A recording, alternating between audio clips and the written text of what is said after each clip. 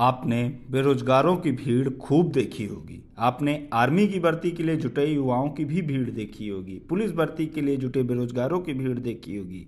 अब आप बेरोजगारी का ये आलम देखिए। ये मजदूरों की लाइन है। लाइन में लगाकर इनका इंटरव्यू लिया जा रहा है।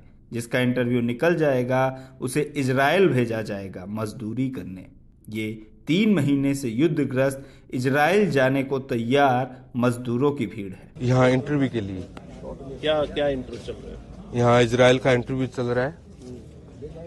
इजराइल क्यों जाना चाहते हैं? इजराइल सैलरी अच्छा है, रहन सहन अच्छा है, काम क्या करते हैं? सारी सुविधा है। काम क्या काम टाइल का, टाइल मेसन। कल इंटरव्यू दिया मैं टाइल का, टाइल लगवा के देखा, 6 टाइल लगवा के देखते ही कि ओके गुड, आपका मोबाइल पे मैसेज आ जाएगा। तो इस बारे में पता कैसे चला? एक दोस्त फोन किया, इधर रोहतक में हरियाणा सरकार रोहतक में इंटरव्यू चल रहा है, तो फिर यहाँ मैं आ गया इंटरव्यू देने के लिए। बोले इधर हरियाणा सरकार से 10,000 आदमियों की मांग की है। दसों के यहाँ क्यों आए? सर यहाँ इजराइल का इंटरव्यू चल रहा है, इसलिए इंटरव्यू देने के लिए आया हूँ। अच्छा, क्या आपको पता कैसे चला? क्या सर ये हमारे राजस्थान से हमारे लोगों ने सोशल मीडिया पे हमारा फ्रेंड लोगों ने बताया, हम सुना तो इसलिए हमारा दोस्त ने बताया तो हम यहाँ इंटरव्यू देने के लिए आए। क्या काम करते हैं? मैं सर सेटरिंग कारपेंटर हूँ। तो वहाँ जिस तरह से युद्ध जैसी स्थिति है, ऐसा सर कुछ नहीं है। हम हमारे जो हाँ इजराइल की आर्मी है वो हमारे सिक्योरिटी की तरफ से हमको हैंड ओवर करेगी। हम खुले में काम नहीं करेंगे। उन जो वहाँ गवर्नमेंट है उसके हम अधीन करेंगे, उसके अंडरस्टैंड वो मतलब हमको सिक्योरिटी देगा, उसके अंदर काम करेंगे। ऐसा है भी नहीं, कुछ नहीं। तो आप जाना क्यों चाहते हैं? सर जी वहाँ से पैसे के लिए, यहाँ बेरोजगार हैं, यहाँ कुछ पैसा इतना बचता नहीं है। वीडियो हरियाणा के रोहतक का है, जहां इजराइल की सरकार हिंदुस्तानी मजदूरों की भर्ती कर रही है। अब सवाल ये कि अचानक से इजराइल को भारतीय मजदूरों की जरूरत क्यों पड़ गई। दरअसल 7 अक्टूबर से ही इजराइल और हमास के बीच लड़ाई चल रही है। 4 महीने होने को हैं, लेकिन लड़ाई थमने का नाम नहीं ले रही।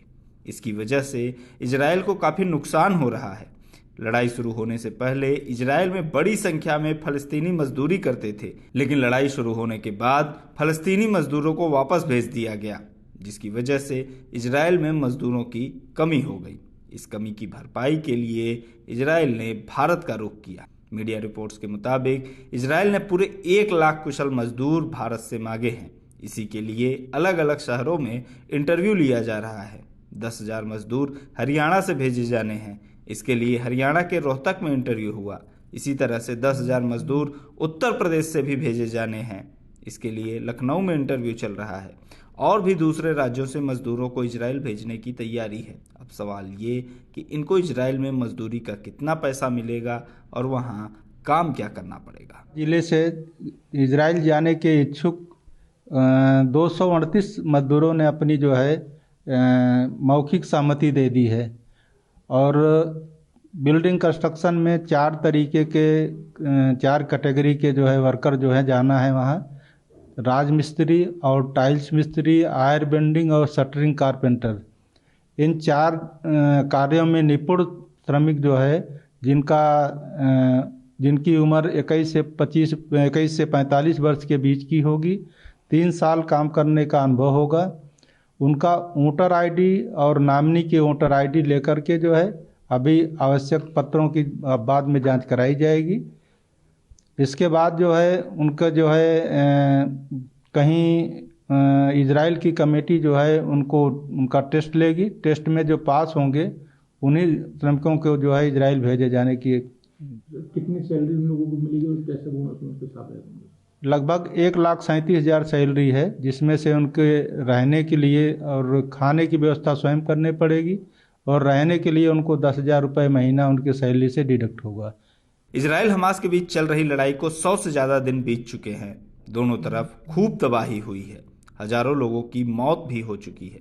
ऐसे में सवाल ये भी पूछा जा रहा है कि एक युद्धग्रस्त देश में अपने नागरिकों को मजदूरी के लिए भेजना कितना सही है। विपक्षी दल कांग्रेस ने सरकार के इस फैसले की आलोचना करते हुए कहा है कि ये मजदूरों को मौत के मुंह में धकेलने जैसा है। कांग्रेस नेता भूपेंद्र सिंह हुड्डा ने सवाल उठाया है कि जहां से दूसरे देश अपने लोगों को बाहर निकाल रहे हैं, उस जगह पर भारत अपने मजदूरों को क्यों भेज रहा है। विपक्ष के अलावा ट्रेड यूनियंस ने भी इजरायल भेजे जा रहे मजदूरों की सुरक्षा को लेकर चिंता जताई है। द हिंदू में छपी रिपोर्ट के मुताबिक ट्रेड यूनियनों का कहना है कि केंद्र सरकार उन सभी सुरक्षा मानकों को अनदेखा कर रही है जो वह आमतौर पर देश से बाहर युद्धग्रस्त क्षेत्रों में जाने वाले भारतीय मजदूरों के लिए करती है। अभी ये व्यवस्था है कि जो भी कामगार भारत से बाहर ऐसी जगहों पर काम करने के लिए जाते हैं जो कॉन्फ्लिक्ट जोन हो या जहां पर्याप्त सुरक्षा व्यवस्था न हो, उन्हें विदेश मंत्रालय के ई-माइग्रेट पोर्टल पर रजिस्टर करना होता है।